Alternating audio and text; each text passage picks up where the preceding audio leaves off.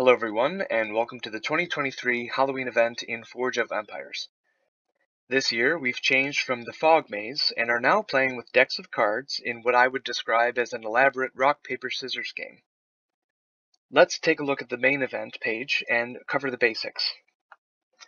First, you have the event currency, which are teeth.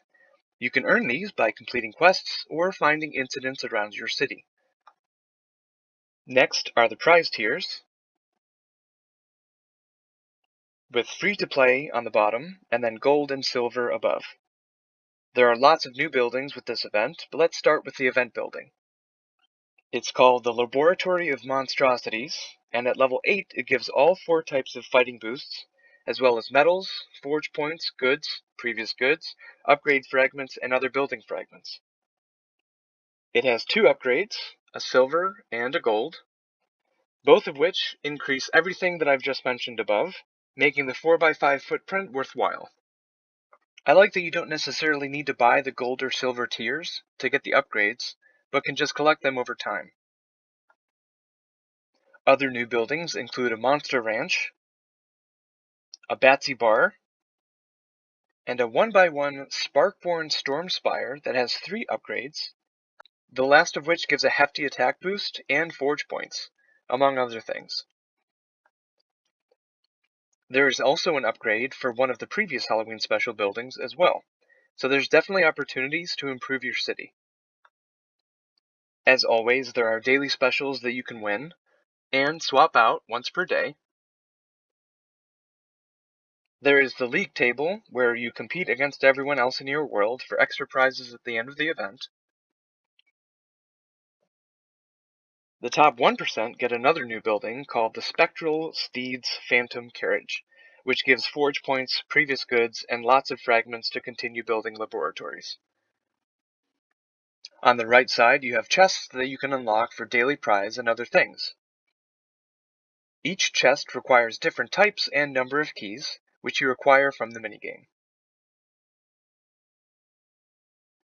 So, finally, let's take a look at the minigame. I think the easiest way to explain would be to just play through it myself. First, I'm going to look at this top message here that tells me what the best deck of cards would be for the next round. In this case, it's suggesting that I use the vampire deck because I'll be fighting zombies.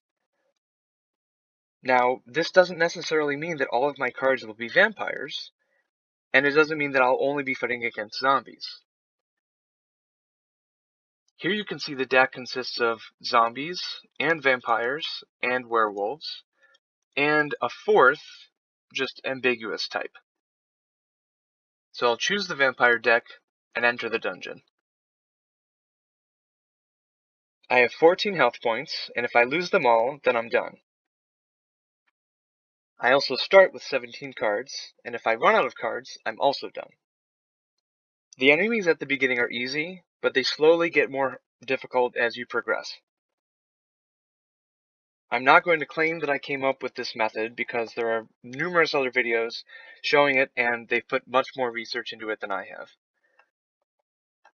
Basically, though, what you want to do is beat each enemy, but just barely. So for example, this first enemy has 1 health point, but the card that I'm using does 4 to 5 damage.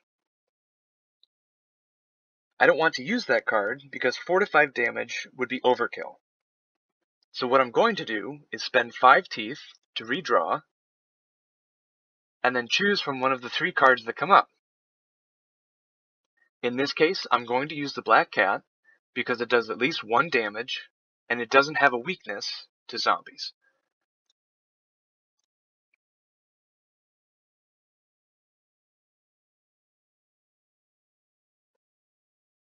Each enemy that you defeat gives you keys and other prizes. And we'll keep doing this until you get to your first pick of action cards. Some action cards are better than others, but you get at least 1 for free. Personally, I think Frenzy is really good. Heal is okay, and in this case, Soul Silver I probably wouldn't get. These cards will now have a chance to appear when you redraw. You get to choose ability cards a few times throughout the dungeon. Thief is another card that I really like because you can just steal the keys and chests right away. You do, however, still need to defeat the enemy. And Vow Renewal is another good one that I've purchased because you instantly restore health points while also dealing damage to the enemy. As I mentioned, make sure to keep your health high enough to beat the next enemy. Purchasing 10 health at a time is the most economical. Once you get to the last enemy, use any of the thief cards that you've purchased, then use the rest of your cards to beat it.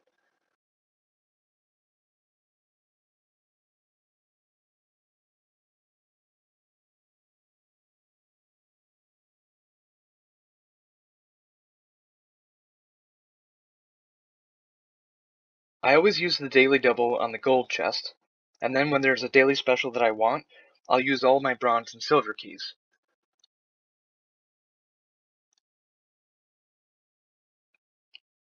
I hope this video was helpful. As I mentioned, there are a ton of other videos as well that go into much more depth and detail, but for now, that's the end of this video.